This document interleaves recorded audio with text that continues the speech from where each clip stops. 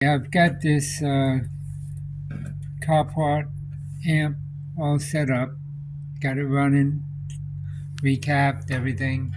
You see the signal there. You're going to hear two sounds. One is my split uh, heat unit, unfortunately, but that is what we're listening to, that hum. And you see the frequency there. It's, I can change the speed of the trace here, but we're going to leave it right about there where you got a couple of waveforms, a couple cycles. All right, I'm at roughly 200 on my frequency generator here. I'm at an audio signal around 200 hertz, and that's what we're looking at. Now, if I'm at 117.5 volts, which is about what this amp is rated for. If I bring the frequency up by turning this knob, you'll see that go up. You'll hear the frequency go up. Okay, so if I go to right there, we're about 1 kilohertz, 1000 hertz. And I can slow that down for you. Let me lower the volume just a little, because that is painful. Okay, so we're about at 1000 kilohertz there. It's pretty stable. These little dash lines that are moving around, I don't know if you can see them in the video. They're really small. That's your AC ripple after the filter capacitors, which are these black guys here. And that's excellent. I mean, that's a really low signal to noise ratio. Okay, now if I go up to 2000, you see it's going up linear. Okay, that's 2K right there. So I'm going to drop that down where we can see the waveform a little better. And you see it's pretty clean. Nice signal. Now I'm going to switch my meter, so bear with the sound.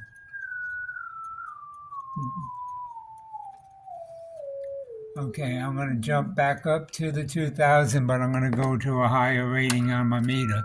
So we're back at the 2000, and now I can continue up. So there's 3000, 4000. Turn the volume up a little. So you can hear, right? I don't know how much the frequency response of this video recorder is, but we're at 4K. That's pretty good.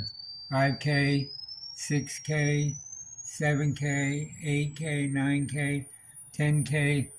Probably not going to hear that unless you get the ears of a dog. But you can see it's fine. The signal is perfect. So the amp is working great. At 117 volts, it's drawing a half an amp, which equates to 56 watts. 56 watts. So that's not bad. The output, I don't know what the output of my speaker setup is, but this amp has got plenty of power. See, got plenty of power. You can't hear it because I'm at such a high frequency. Let me drop down where you can hear it. Okay, and raise this up so you can see it again. We got the volume way down. There you go. My scope decided it's gonna freak out a little bit. Yeah, my scope's acting up. So you're seeing a double trace. It's just not syncing, but that's okay. You see it, it's fine. It does that from time to time. It needs to warm up. It's kind of early in the day, but you get the idea. The volume is working fine. It's trying to sync, but it's not quite doing it. There we go. Got it. Okay, so see, it's fine. If I turn the signal down, or the other way. You can see better. See, I'm basically turning up the volts per division so I can raise the volume. The dogs are hollowing next door. So they hear it. Anyway, the amp is working fine. Now, there is one thing. This is this blue wire is the signal coming in from my system, so that's there. These are the extra taps off the new, and I'll flip this over in a second. These are the extra taps off the new transformer, output transformer.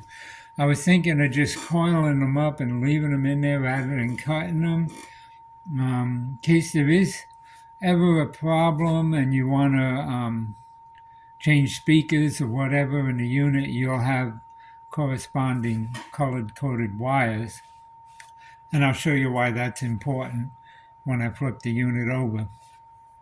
The other thing, let's see, what else can I tell you?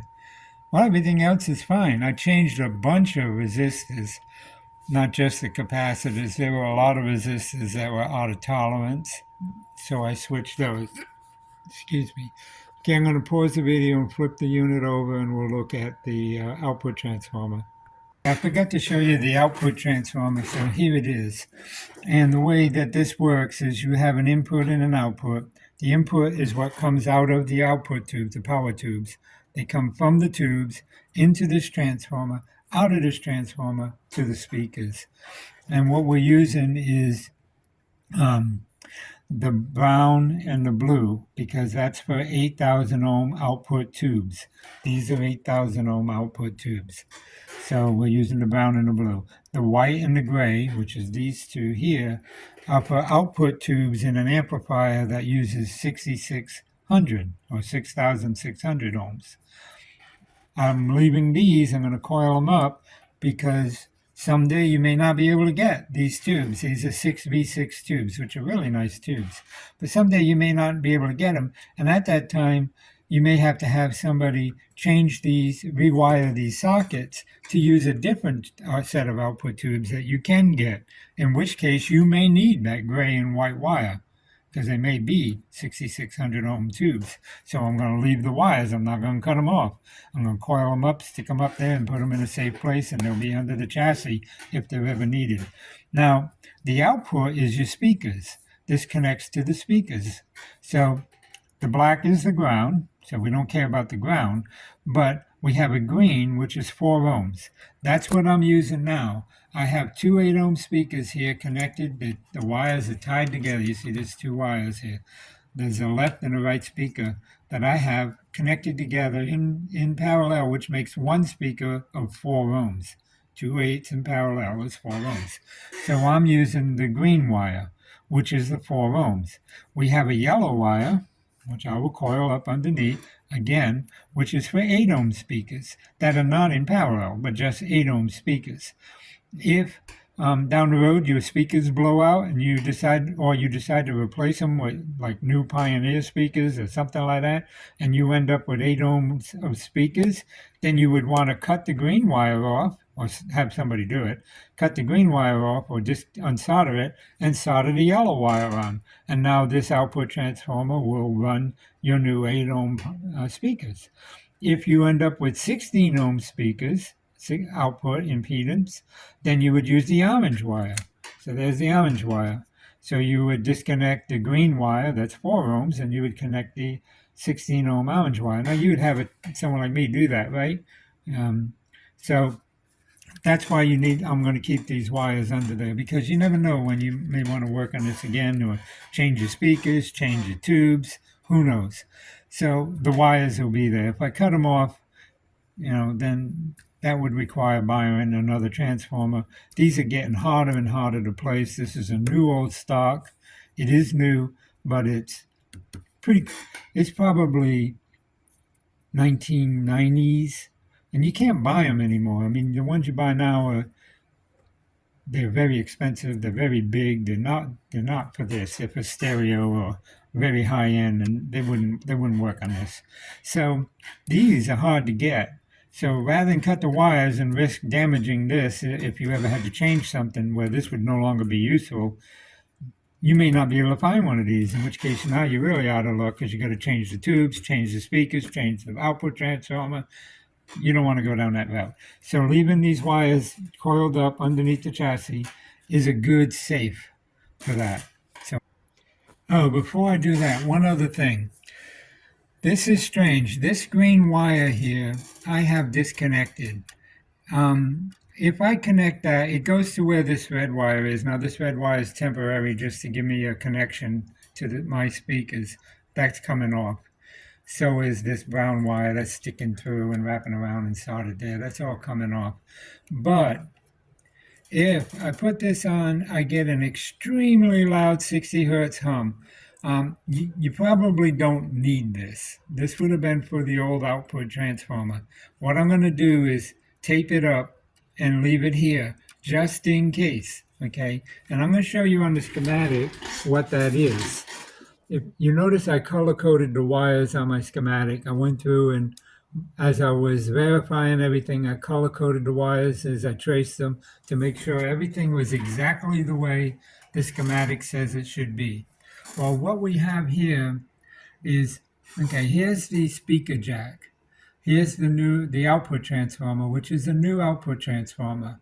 This is the ground side of the speaker jack, which is one side of the speakers, and it connects to the chassis. The center dot is the other side of the speaker wires that connects to the other side of the speakers, and that comes off the output transformer. These are called ground symbols. Basically, you can think of those as connected together and connected to the chassis. So the signal's coming this way from the chassis, which is 0 volts, to whatever the output volume is, coming into the speakers and going to your speakers. Okay, they had this green wire that I disconnected is this wire. It goes through this precision resistor.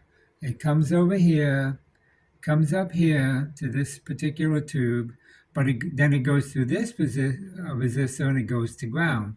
So basically, this is two of these resistors that are connected to this ground point. So from here to here. That's what these two resistors are. They're separated in the in the amplifier, but they could have been right together and connected directly across that. Same thing. It doesn't matter where they are. It's what they're doing. They're connecting from here. There's one there. You come across. There's nothing else on this line, and then there's another one here, and then it goes to ground, as you see. So it goes directly to ground, to the chassis. That was put there for the old output transformer matching to your speakers. That is the reason I don't want to take it out. If, well, you heard it. It sounds fine. Connected to speakers. No issue. Okay? No issue at all. When you put this in the cabinet, there should be no issue at all because this is a new output transformer and it's designed for speakers. And we'll look at the wires, the color coding of the wires. I'm using two of the wires here. One, the black wire goes to ground, and then there's three other color wires. I'm using the one that is for 4 ohms. You have two 12-inch woofer speakers here. They're both 8 ohms, and it says that in the parts list. They're both 8 ohms. They're in parallel. When you have resistances in parallel, it cuts it in half, so it cuts it down to 4 ohms. You have two 5-inch speakers, which are also 8 ohm speakers in parallel. However, they got a capacitor in the middle, so they're cut down to 4, and then they're cut down a little more. So basically, your speaker system equates to 4.6 ohms. Okay, now that's not standard. They don't make that anymore. They make 4, 8, and 16 ohm speakers, right? Which is probably what you've heard of. So I'm using the wire that comes off the new transformer that's for 4 ohm speakers because this is roughly 4.6. Now it changes as you go up and down in frequency, like I just did with the sound. As you go up and down in frequency, the resistance of the speakers change because they're coils, and coils are based on frequency. So on the low end, or the real low tones, these may be the equivalent of, like 2 ohm speakers. And as you bring the sound waves up to the very high end, cymbals and violins and things like that, these may be the equivalent of 10 ohm speakers. So they fluctuate with the frequency, but the average is 4.6. So you want to pick whichever one is closest. Well, in this case, this new transformer has today's standards: 4, 8, and 16. 8 is too far away from 4.6. 4 is best. And what that does, and this is just a little bit of technical info, but at least you'll understand why I disconnected this wire.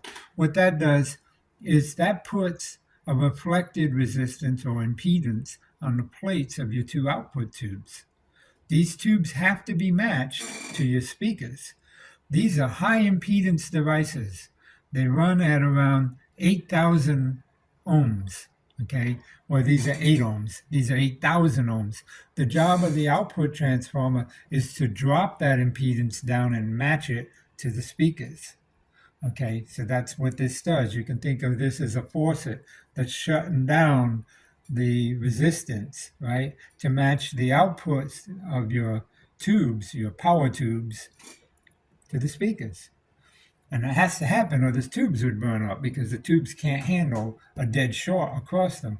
And to 8,000 ohms, 8 ohms is a dead short. So that's why you have this transformer. Now, what was wrong with the amp when I got it? Well, one, the electrolytic capacitors were bad. That causes problems. In this case, it caused the problem with this tube. This is actually 2 tubes in one. So that's why they show you a half here and a half here. That's a 12AX7. And in this there's 2 of them in this amp. The first one is the audio amp. There's 2 of those. It goes through one side of the tube, which is, like I said, 2 tubes in one. So it goes through one tube inside the glass tube, amplifies, comes down, goes into the next one, amplifies again. Now you get a strong signal. Then it amplifies a third time, and then it has to flip half the signal. Half goes to this output tube and the other half goes to the other output tube. And this part of the tube, or this tube, is called an inverter. It flips the signal that goes to this tube. And this is called push-pull. One of them is pushing the speakers, and on the other half of the cycle, the other one is pulling the speakers back. You can think of it that way. The sound is alternating, so it's pushing and pulling on the speakers. And it's called a push-pull output. Having 2 output tubes is incredible for an amplifier. That's called double-ended amplifier. If you only have 1 output tube, you wouldn't have the inverter. You would just have the rest of this. That would be called a single-ended output amplifier. A double is much better. And these 2 split the work. It's like 2 laborers instead of 1. So they're splitting the work of getting the music to the speakers.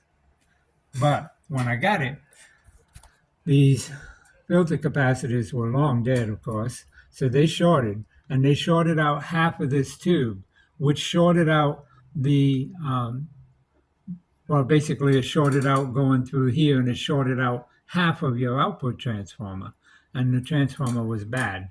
So capacitors went bad, one of them shorted, put high voltage or something across one of the tubes or part of the tube, shorted it out. It didn't hurt the output tubes because they're power tubes, but they just passed it right on through. So they passed that through, and it overdrove the output transformer and shorted it. So we had to replace the capacitors, replace this tube, replace the output transformer. That circuit was replaced, in addition to the regular job of restoring the amplifier, which was replace all of the paper capacitors. That's these guys. They were all over the place.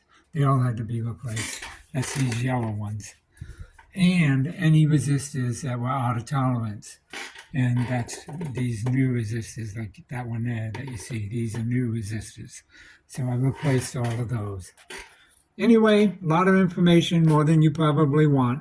But I just wanted to explain that because you have a new output transformer, this wire that goes to these 2 resistors to ground is no longer needed, but I left it there just in case. All right, anyway, thanks for watching. Hope you have a great day.